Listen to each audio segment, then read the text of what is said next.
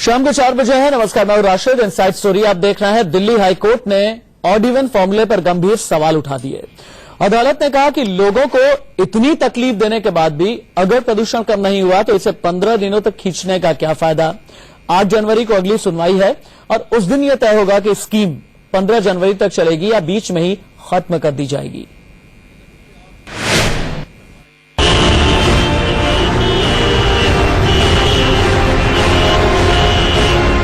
केजरीवाल सरकार odd even फॉर्मूले की कामयाबी पर पीठ थपथपा रही है,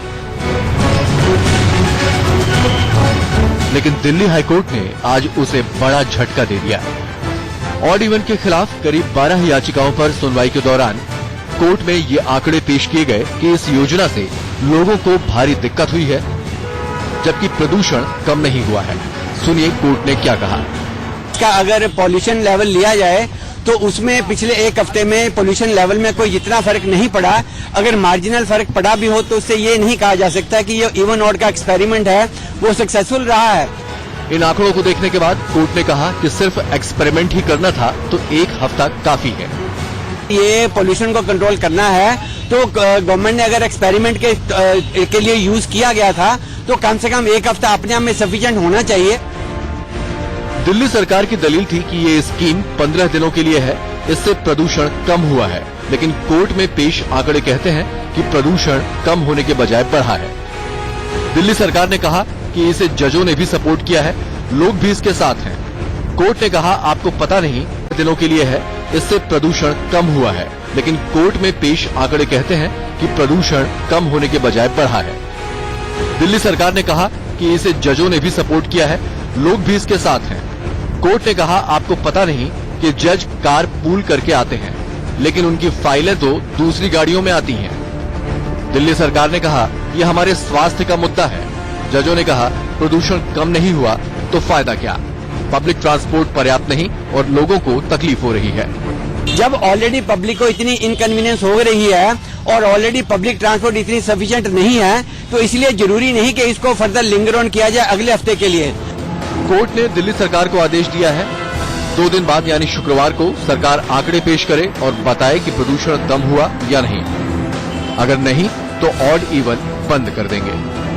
कोर्ट ने कहा कि अभी इंटरिम रिलीफ देने की बजाय हम गवर्नमेंट को ये डायरेक्शन देते हैं कि आप हमें 8 तारीख को ये बताओ कि ये जो आपने एक्सपेरिमेंट किया उसमें कितने आपने % अचीवमेंट करी है।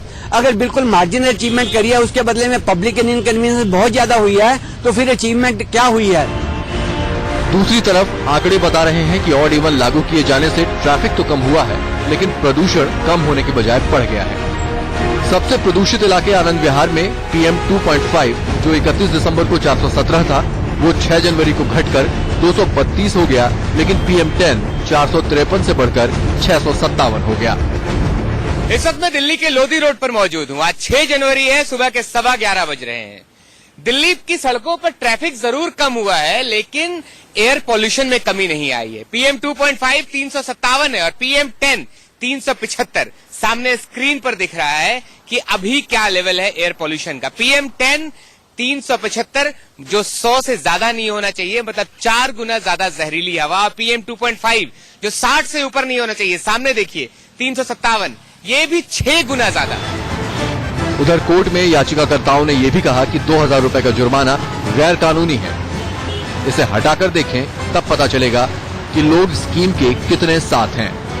अगर ये 2000 का फाइन हटा दिया जाए तब देखा जाए कि क्या वाकई पब्लिक सपोर्ट कर रही है कि नहीं। ये मतलब जो पिटिशनर्स थे उन्होंने ये मुद्दा उठाया। दिल्ली हाईकोर्ट ने दिल्ली सरकार से वही सवाल पूछे जो सवाल दिल्ली की जनता भी पूछना चाहती है कि क्या वाकई ऑड और इवन फॉर्मूले से दिल्ली की आबो हवा में फर्क आया है। अगर शुक्रवार को आंकड़ों के जरिए दिल्ली सरकार दिल्ली हाईकोर्ट को संतुष्ट कर पाती है तो बल्ले बल्ले, अगर नहीं तो इस फॉर्मूले पर रोक भी लग सकती है। कैमरामैन दिलीप अवस्थी के साथ Ashish Sinha, India news Delhi. Delhi high court ने प्रदूषण कम न होने की बात कही है, वहीं पब्लिक ट्रांसपोर्ट की कमी के चलते लोगों को हो रही दिक्कतों का जिक्र भी किया। इस पर दिल्ली के परिवहन मंत्री ने क्या सफाई दी, ये देखिए।